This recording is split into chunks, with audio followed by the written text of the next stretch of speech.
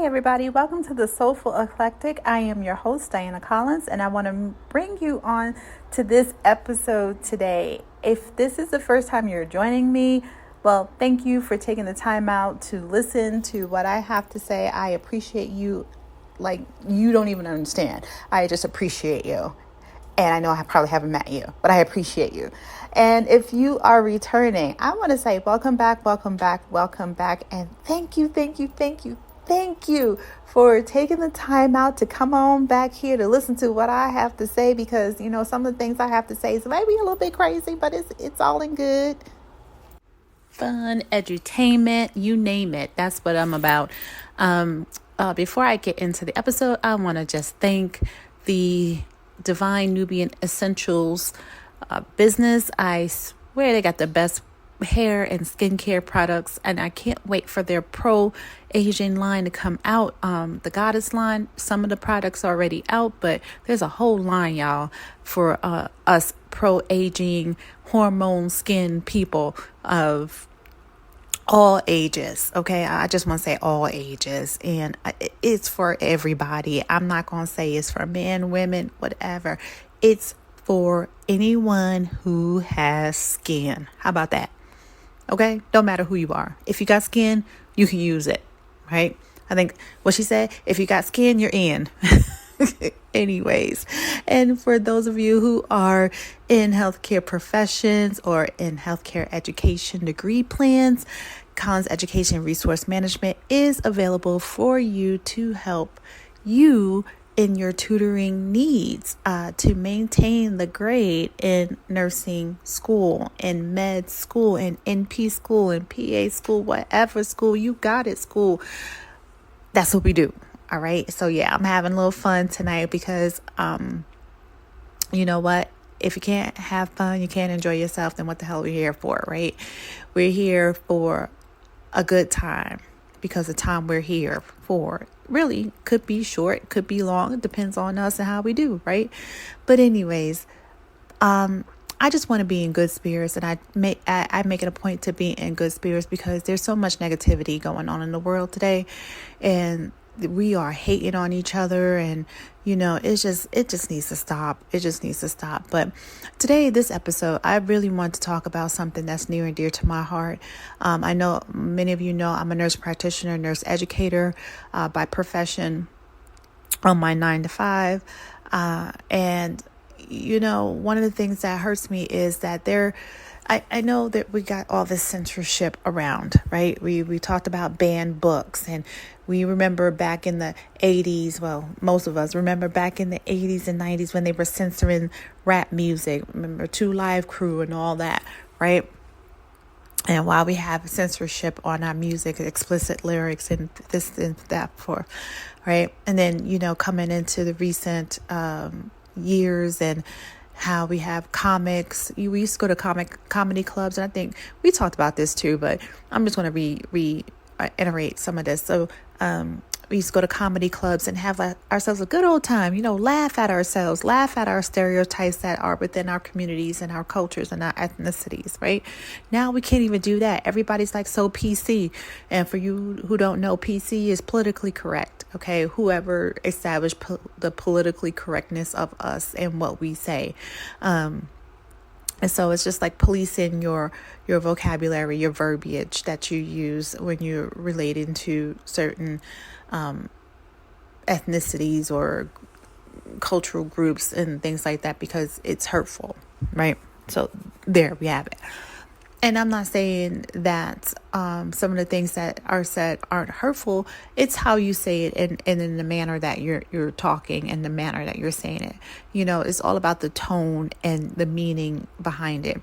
So when we go to comedy clubs, there's no malice behind anything that somebody's saying. It's all in fun. We want to go out, go have a good time and laugh. We can't even do that, right? So the reason why I bring that up is because something came across my news feed. And as you guys know, I'm working on my doctorate in nursing practice, and my project is talking about transgender healthcare and educating nurses and transgender healthcare and awareness.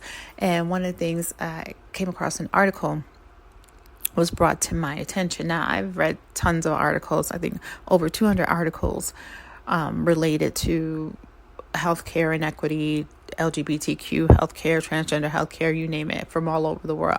I continue to read them, right, to make sure my project is relevant, right, and it makes sense. So here's the thing. So one faculty, and this was an article that came up, and I'm not sure if I talked about it. I talked about so much stuff. I probably mentioned it, but just in case you missed it, I'll just repeat it. There was a faculty member at Arizona College of Nursing. Oh, excuse me. Scratch that. At Arizona State University, ASU, who was reported to the dean and also to the board of nursing because in her classroom she talked about healthcare inequity in the LGBTQIA community and also discussed how to better educate ourselves and communicate with the community when we are caring for them at the bedside or in the hospitals or wherever we are, right? So this student took it upon themselves to report the faculty member and said that this went against her moral standing and her religious background, and she was offended that this was taught in her classroom during her class, and she pays good money, and this is not what she comes to school to hear and to learn about. So I'm like, what? That's everything that we do in healthcare. That's everything we do in nursing. The ANA put out a whole report on the importance of cultural competency in nursing and healthcare and being culturally aware, ethnically aware in our practices. That's what we do in taking care of humans, right? And I don't understand where we have this. I can choose who I take care of and who I don't want to take care of. In healthcare and nursing, you can't do that. You shouldn't do that. It's against our moral code and Nurses Practice Act for us to do that. But it seems like everyone is using this whole religious thing as a reason not to take care of people. And I'm sorry. I am a spiritual person. I grew up in the church. I grew up in the Baptist church. I've been to Catholic school, learned about Catholicism all my life. And even though I don't follow a particular doctrine at this point in my life, or that I'm not in church serving at a temple or anything of that nature, but I know that God doesn't want this. This is not what spirituality is. This is not what religion is. And the fact that people are using this as a reason to not take care of human beings is utterly disgusting. And then the fact that laws are being changed in order to allow people to have those choices makes me ill. And it makes me just rethink this whole thing about being here and what everyone says. This is a great nation. Yes, we have freedom, we have democracy, we have freedom of choices and things like that. But when you're choosing not to take care of a human being, choosing because of their lifestyle choices, I don't care who you sleep with. Who you sleep with should even make a difference to me. Okay? I don't care what you look like. Why does what you look like make a difference to me? But I do care about what's going on with you health-wise, because you're not functioning at your optimum level of health. And it's my job, my duty, my responsibility to make sure that I can do everything within my power to help you. Now, making a choice of not doing that to me should be unlawful. I'm sorry. Some people may disagree with me. And, again, that's your choice. You can disagree with me. But then don't go into the healthcare profession. Don't go into the business of helping people if you truly do not want to help people. Or you just want to help your people that look like you. People that follow the same doctrine as you. People who then keep yourself in your church. Be a pastoral caregiver. How about that? That way you're sure to take care of people that just resemble you. But don't take yourself out into the community and say you want to help people and you want to care for people and this is what you signed up to do, because bullshit. Yes, I call it bullshit, because you don't want to help people. That is not helping people. That's you picking and choosing who you see fit in your mind that is worthy of your assistance. And that is utter bullshit. Okay? Plain and simple. And the fact that we have to defend ourselves as healthcare practitioners on who we're taking care of does not make sense to me. And why we're taking care of these people does not make sense to me. As a educator, I find this really censorship for me, because now you're telling me in my classroom I cannot teach people how to effectively care for all walks of life in this world. That means taking care of those who are in inner city, taking care of those who are in rural areas, taking care of those who live on reservation, taking care of those who live in healthcare deserts, food care deserts, taking care of those individuals who are in the LGBTQ community, taking care of individuals who are migrant workers. This is just like telling me that I can't teach you how to care for everybody in the communities that you may be working in. I can't teach you about the history of where treatments come from. No, it's not pretty. The so-called father of gynecology tested all the equipment that he used and we are currently using on his slaves. Okay? But I can't teach you about that. I can't teach you that a lot of the mental health treatments that we now use were used on people who were locked in asylums, and they were treated in lobotomized, and all these harsh treatments were done on them to see if they worked, that are now used shock treatments. I can't teach you about that, because it was done on individuals of color. It was done on those who were made to think they were hysterical, which were mainly women. They were done on individuals who were developmentally challenged. I can't tell you this. I can't teach you about this. I can't teach you about how we are here to help everybody.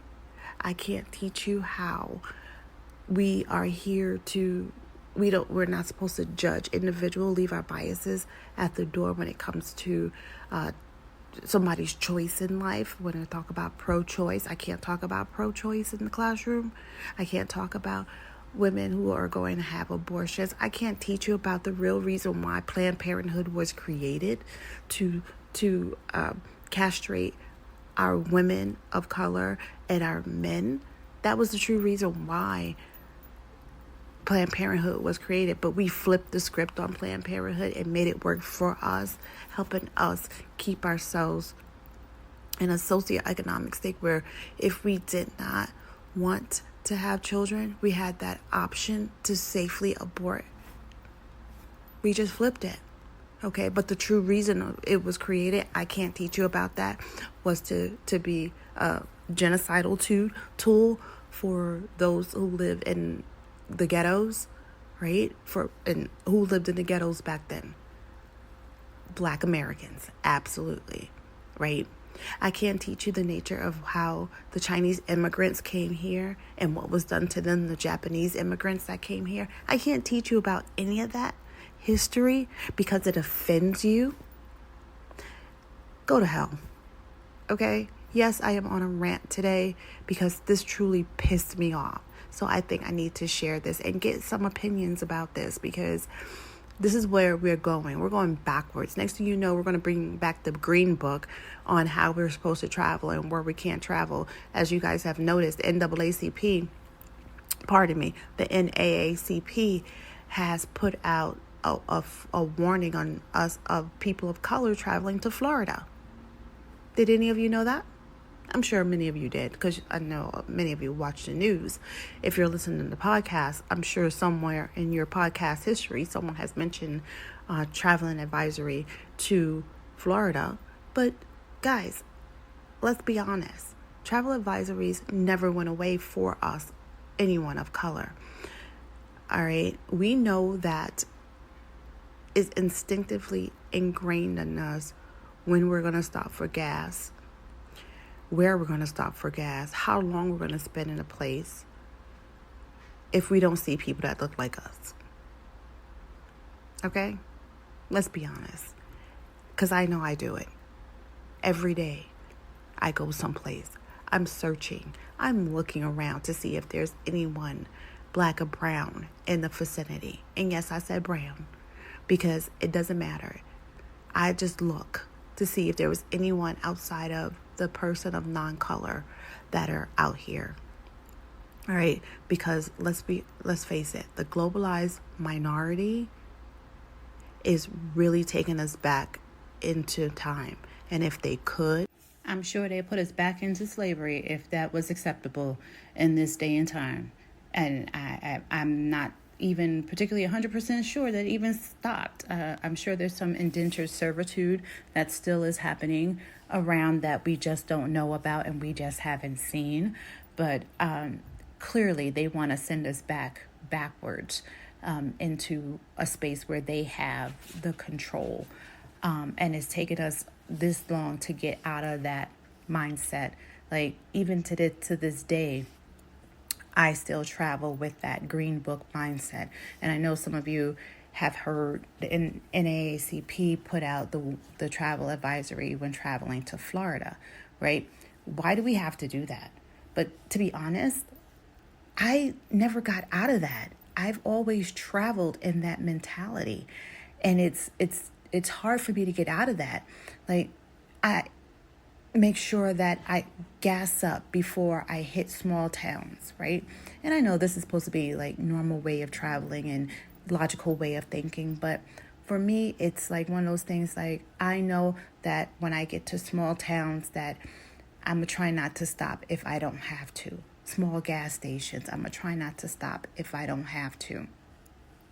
So that's just something that I think is innately within my DNA when we travel. So for me, I don't think we never ever got rid of the green book. We just don't physically have a green book anymore that we use to travel. I know we don't go through certain towns during the dark.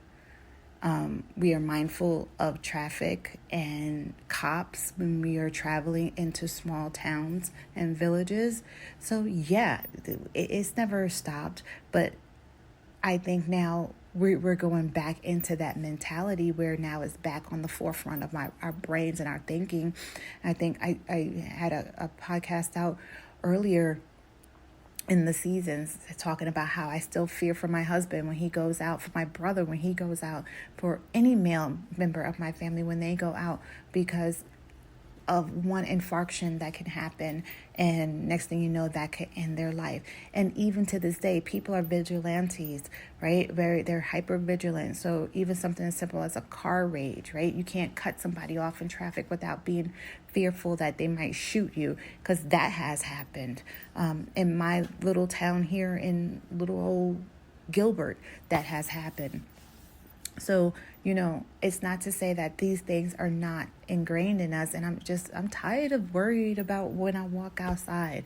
I mean, I really wish there would be a time in my lifetime where I don't have to worry about me, my husband, my children, because I have 2 daughters, right? We have 2 daughters. They're of adult ages, of course, but and I don't say of course like you all know that, but they are of adult ages.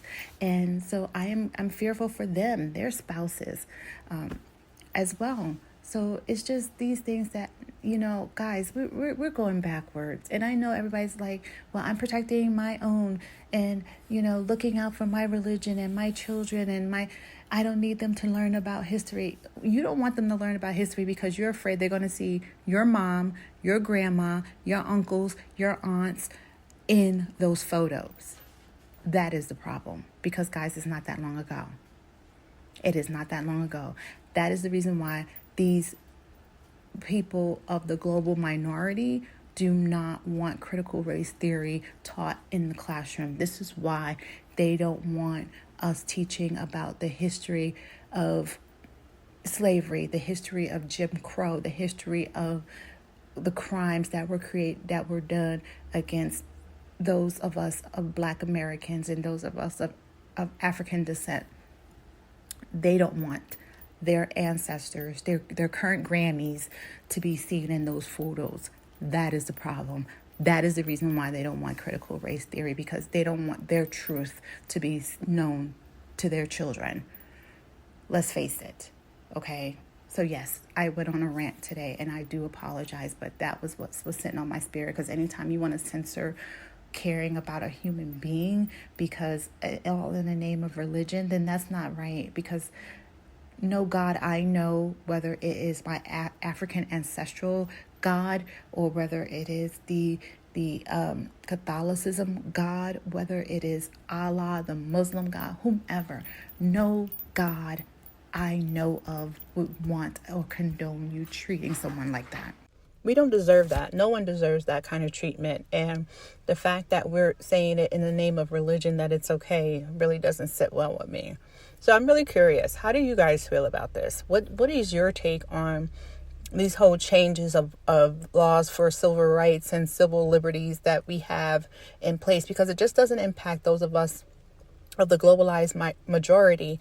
It impacts everybody, whether you're male, female. It's taking a dive at our sexuality, who we are. I mean, who's to determine what the natural progression of who we are to grow into is supposed to be? I mean, anthropologically speaking, look at how we've all progressed in this nation. And then just to say that, oh no, we like it the way it was because we have full control and we had you over in this area and we were over here and then you can't come here. I lived that life. I grew up in that life. You know, was the biggest case that sits with me for my age range is Yusef Hawkins in Brooklyn. The boy just wanted to go buy pizza, and the best place to buy pizza was in the Italian neighborhood, and they beat him to death because he didn't belong in that neighborhood. I'm not understanding how this works. I really am not. And I went into healthcare to help people and not pick and choose who I'm helping because of religion. We are taught that we're supposed to keep our biases at the door when it comes to taking care of human life. You know, that's just plain and simple. So yes, in a nutshell, I'm just curious, people. What do you think?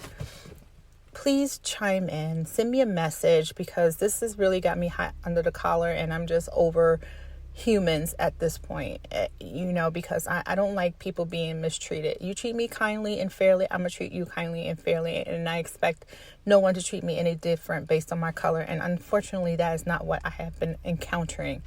All right, so please let me know. I'm really curious. Reach out to me at Collins Education. Listen to me, I got the wrong email. Reach out to me, dc@thesoulfuleclectic.com. Or you can reach me on Facebook, Instagram, and the website www.thesoulfuleclectic.com. See, this thing got me all jacked up. I can't even think straight. All right. Thank you guys. I love you. Thank you for listening. I look forward to hearing what you all have to say. Please share your thoughts with me. And please continue to take care of yourself and each other. Namaste.